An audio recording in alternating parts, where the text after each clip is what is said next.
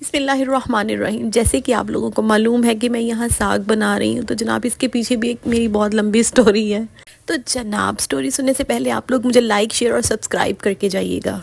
हुआ कुछ यूँ कि कुछ दिन पहले मुझे कटा कटाया साग आ गया, क्योंकि मुझे कुछ अल्लाह की तरफ से आसानी मिल गई।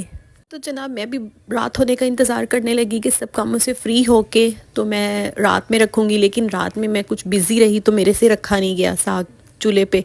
तो मैंने यूँ किया कि फ़जर की नमाज़ पढ़ के, जैसे अक्सर लोग मुझे कह रहे होते हैं कि हम लोगों ने पाए रखे, हम लोगों ने साग रखा, तो मैंने भी यूं ही किया कि साग चढ़ा दिया सुबह 6 बजे और उसके नीचे दम वाली आंच छोड़ दी। और यही सोचा कि चलो जैसे मैं सुबह उठूंगी, हाँ मतलब 10-11 बजे, तो मेरा साग इतने में रेडी हो चुका होगा और मैं पालक और बाथू काट के डाल दूंगी।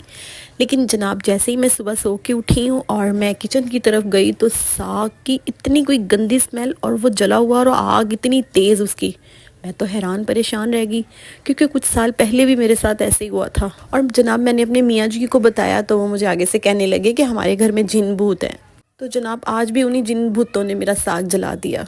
और जनाब मुझे एक दफ़ा फिर से यकीन आ गया कि ऐसी चीज़ें वाकई हमारे साथ साथ रहती हैं, क्योंकि मैंने अपने होशो हवास में दम वाली आग रखी थी और वो आग खुद से कैसे तेज़ हो सकती है।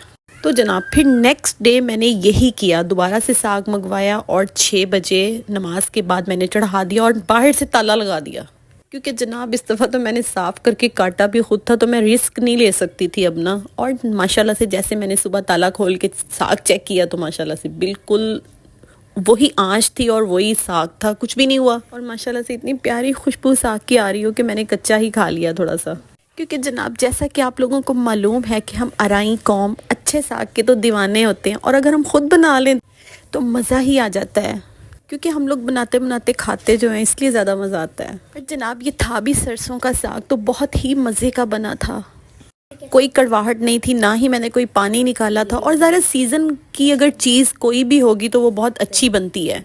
और जनाब जैसा कि आप लोग जानते हैं और देख रहे हैं कि साग यहाँ बन चुका है, तो मैंने इसको एक अच्छा सा तड़का लगाया अदरक का और हरे प्याज का, क्योंकि मेरे पास मकई का आटा नहीं था। और अगर मकई की रोटी होती तो फिर मेरे बच्चे बहुत शौक से खाते, वरना तो बच्चों के मूड ही बन जाते हैं सादी रोटी के साथ, नहीं खाते शौक से, क्योंकि जनाब आजकल के बच्चों के तो नखरे ही बहुत ज़्यादा हैं। तो जज़ाकल्लाह खैर।